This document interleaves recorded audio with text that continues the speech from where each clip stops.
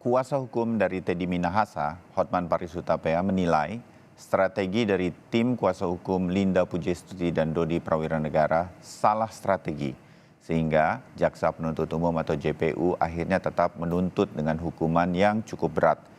Selain itu, menurut Hotman, ia meyakini bahwa Teddy Minahasa kliennya bisa bebas demi hukum jika mengacu pada KUHAP, meski tidak bisa dipungkiri bahwa opini publik bisa saja mempengaruhi putusan hakim pada akhirnya nanti. Berikut pernyataan Hotman Paris mengenai hal ini.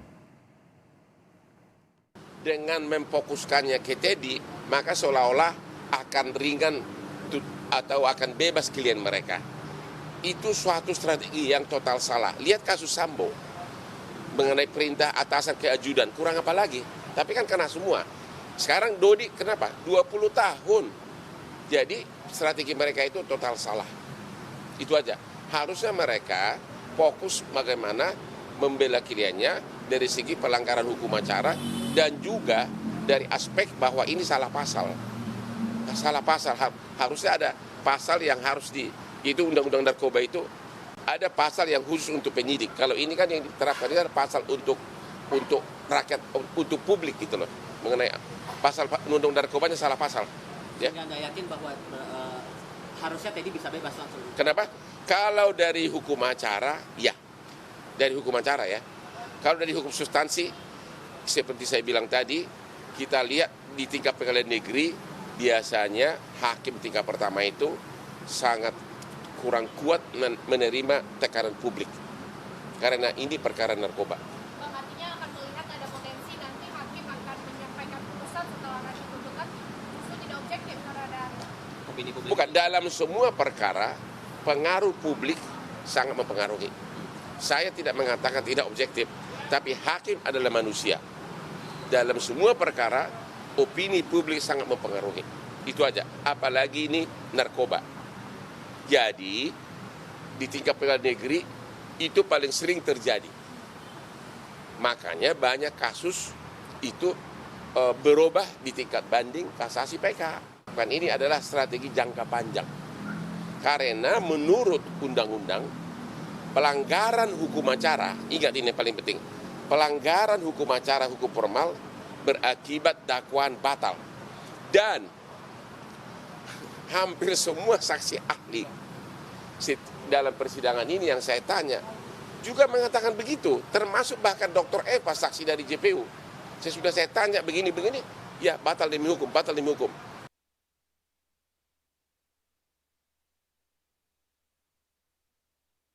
Di Breaking News Kompas TV kali ini, Heri Firmansyah, pakar hukum pidana, dan Bambang Rukminto, pengamat kepolisian dari ISES. Mas Heri, kalau kita dengar keterangan dari Hotman Paris tadi, saya ingin lebih jauh sedikit kepada Anda bahwa menurut Hotman Paris, ini salah pasal yang diterapkan oleh Jaksa Penuntut Umum dalam persidangan kali ini untuk Teddy Minahasa.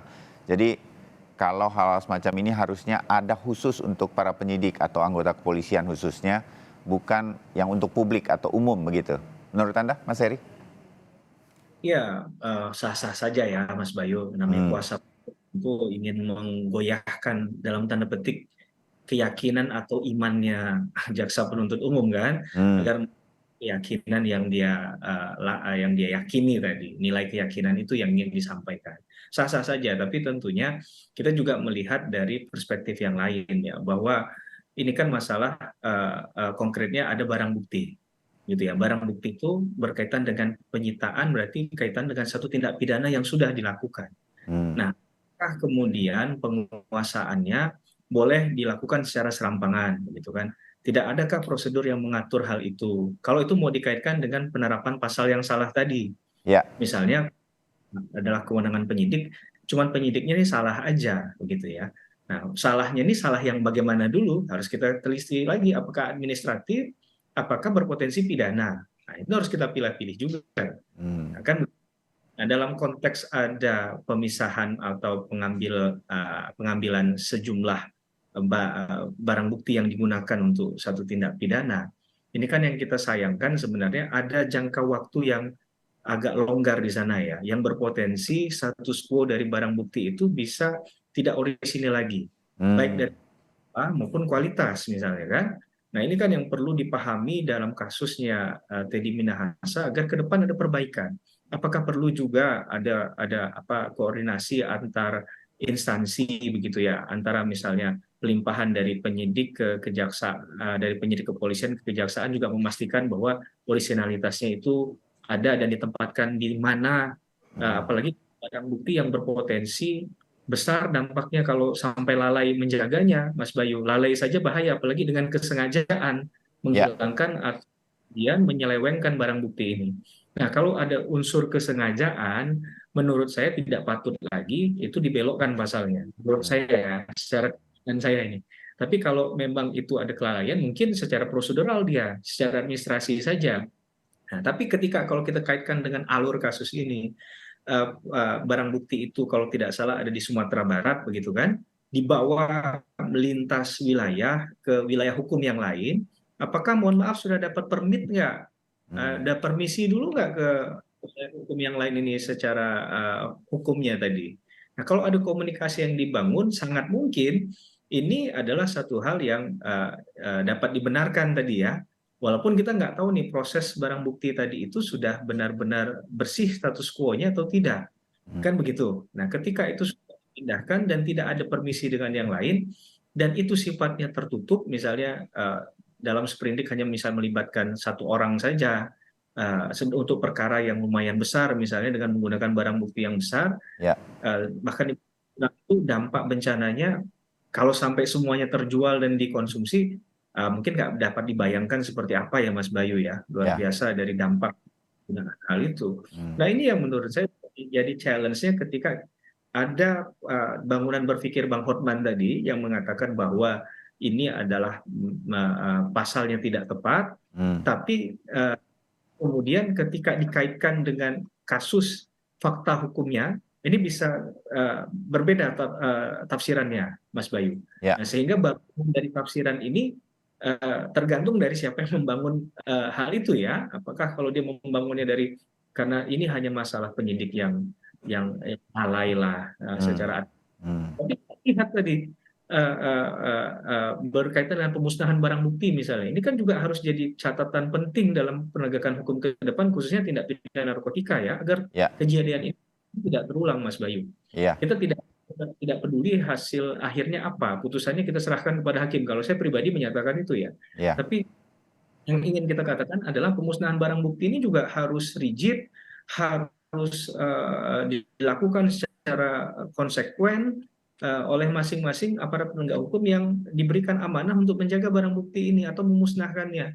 Jangan sampai tidak ada batasan waktu misalnya pemusnahan barang bukti tadi.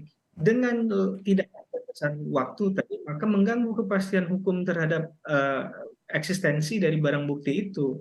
Nah, ini yang kemudian ada potensi misalnya penyalahgunaan atau ada mohon maaf oknum yang nakal. Kita nggak bilang semua ya, tapi oknum yang nakal yang kemudian menggunakan untuk kepentingan personal atau pribadi. Nah, ini yang sungguh disayangkan, Mas Bayu. Iya, oke. Terbayang, Mas Heri. Nah, Mas Bambang, lepas dari pasal-pasal pas atau tidak dan lain-lain, tadi sudah dijelaskan Mas Heri, nanti ini semua akan menjadi pertimbangan dari stakeholder di persidangan lah ya, apalagi nanti akan dipertimbangkan oleh majelis hakim. Tapi tadi dikatakan juga oleh Hotman Paris sebagai kuasa hukum Teddy Minahasa, opini publik itu memang susah dilawan katanya dan sangat mempengaruhi. Nah, opini publik inilah kalau ISIS melihat peran para perwira polisi ini, ada Dodi Prawira Negara dan juga apalagi ada Irjen Teddy Minahasa. Nah, ini sudah terbangun sedemikian rupa dan di dalam persidangan ini ISIS juga melihat, samakah dengan saya, kalau saya boleh menempatkan, saya tuh bisa jadi sebagai anggota masyarakat, nggak terlalu peduli hukumnya pas atau tidak, tapi a priori kita terhadap kepolisian tuh agak, boleh saya bilang, agak kurang percaya nih jadinya ya kan Mas Bambang, berkaitan dengan ini kita perang yang sangat panjang, mungkin tidak akan pernah berakhir terhadap narkoba, tapi ini sudah tercederai begitu, kalau boleh saya menyatakan itu. Mas Bambang? Ya, benar yang disampaikan Mas Bayu dan saya menggarisbawahi apa yang disampaikan juga oleh Mas Heri tadi ya, terkait dengan Ya. prosedur Betul. prosedur terkait dengan persidangan, terus pembuktian ya di dalam persidangan itu tadi, kemudian juga terkait dengan prosedur pengolahan barang bukti di dalam penyidikan kepolisian seperti itu. Saya melihat memang upaya-upaya kesengajaan atau ketidaksengajaan terkait dengan kesalahan prosedur itu seringkali terjadi. Alasan ketidaksengajaan yang mungkin seringkali disampaikan oleh kepolisian atau pihak-pihak yang membela para pelaku kejahatan gitu. Makanya ini penting sekali bagaimana membangun tata kelola pemberantasan pencegahan dan pemberantasan narkoba ya. Karena kalau melihat barang bukti ini bisa bergerak bebas itu menjadi sangat salah kaprah sekali itu.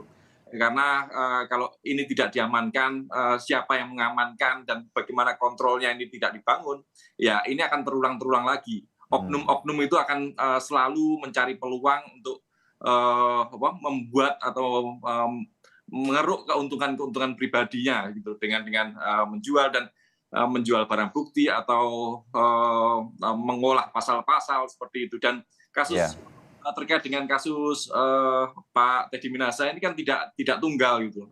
Kasus-kasus yang serupa juga terulang di beberapa waktu yang lalu, 2 minggu yang terakhir ini.